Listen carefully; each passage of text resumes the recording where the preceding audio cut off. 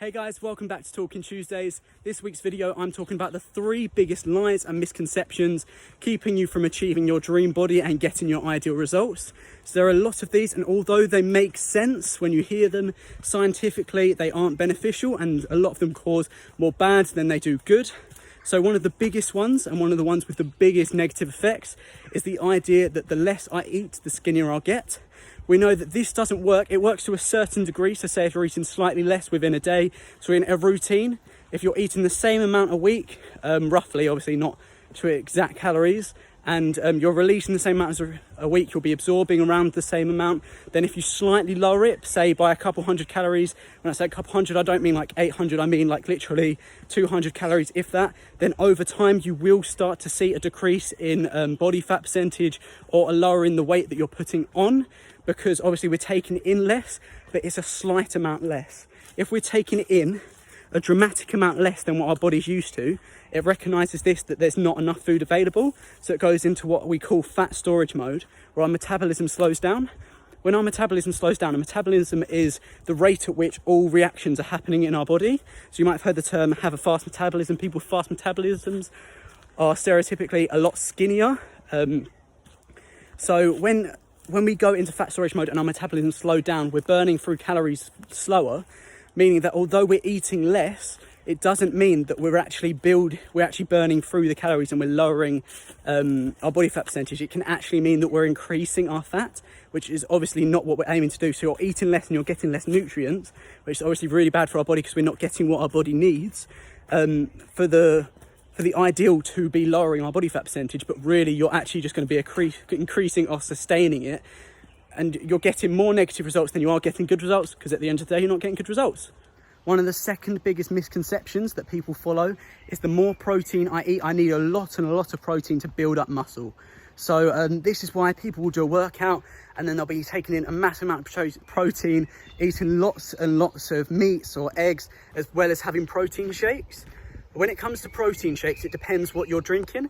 If you're drinking something like a whey protein shake, whey is a milk source protein, which is taken, the protein source is taken during the curdling process of milk. And it's got a very, very fast absorption rate. So once you've drunk it, your body does absorb it. But the problem is when you're taking in lots and lots of protein, one of the main problems is firstly that your body's not actually going to absorb it. And you run the risk of just wasting the amount of food you're eating, because you could be getting other important nutrients at this time, and instead you're focusing on protein and your body's not got enough space to absorb all that protein. And not just because you've got too much protein, because your body can only absorb a specific amount of food in a day. But also there are damaging, I think it's nitrate levels in amino acids, which can actually have been shown to have an effect on kidney effectiveness and can cause different types of kidney damage. So this isn't proven that it's just by all meats or by all protein sources, and you have to be having a very high level of protein and not enough nutrients on top of that. But it means that when we come out of the gym, we don't want to just be downing loads of different protein sources to try and get that protein level up, because at the end of the day you're most likely not going to absorb it, and you're actually going to cause more negative effects again than you are good. Okay, so the final misconception that we're going to be talking about today is the idea that if you work out enough, it doesn't matter what you eat. If you're doing the right workouts and you're doing them for long enough and you're doing them often enough, then it doesn't matter what you eat, you'll still be able to get your full potential and your full results. Obviously, just by saying that, you can point out the fact that if you're not focusing on your eating as well as your workouts, then you're obviously not going to get your full results because you're not putting in your full effort. But then we're not looking at this at a philosophical point of view. We're going to be looking at this at simple scientific. So the idea that you can work out enough to be either lowering body fat or building up muscle is very dependent on your body type and whatever you eat when you're looking at it from the outside. So the recommended calorie intake a day for women is 2,000, I believe, and 2,500 to 3,000 for men, around that kind of proximity. Obviously, this is dependent on your basal metabolic rate, which is how many calories you're burning a day, through how, this is measured by your weight and how much you're exercising. So this is very dependent on who you are and how your body works and your metabolism, so the speed of which reactions are taking place in your body.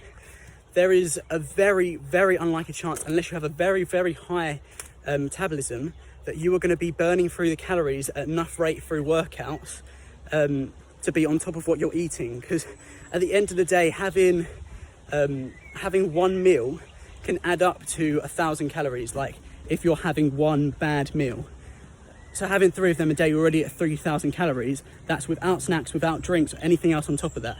That's how easy it is to surplus and supersede the amount you're supposed to be eating.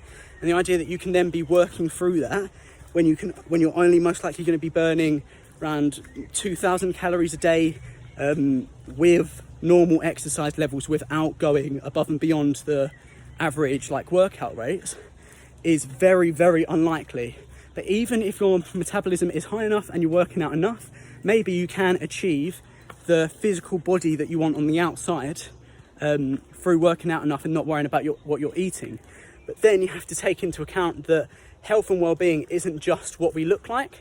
You can have a six-pack, big muscles, flat stomach, but then on the inside you can have hypertension, high blood pressure, all clogged up arteries, because as we're eating just because it goes through our system and it's not coming on in fat doesn't mean it's not having an effect inside. In the same way that stress levels can have a very physical effect, what we're eating will also have an internal physical effect, although you can't see it. So looking at things like blood pressure and heart rate, so a stroke volume, amount of blood that's getting pumped around your body at one time, this is all going to be affected by what you're eating. So if you're not eating in the right proportions, the right amount, and the right nutritional products that you need to be getting in your body, then you're not going to be able to get that long-lasting body that you want. So like long living, you're not going to achieve your goals, because although you might get your dream body, you're not going to have it for as long, if that makes sense. So I hope you've enjoyed today's video, guys. Be sure to check it out and check out all my other videos on my Instagram, Facebook and YouTube. Link will be up in the bio or down in the description. You can check them all out. If you have any questions, as always, message me directly or post it in the comments. Always happy to help out. If you want me to carry on videos like this, talking about different misconceptions or how to get around misconceptions, different things you can be doing, always happy to help out, and I'm happy to make more videos based on this topic. Feel free to comment what topics you want me to do. But anyway, that's it for today. We've got Ab Warrior Wednesdays coming out tomorrow and Full Body Fridays coming out Friday. Hope you enjoyed the video, guys. I'll see you tomorrow.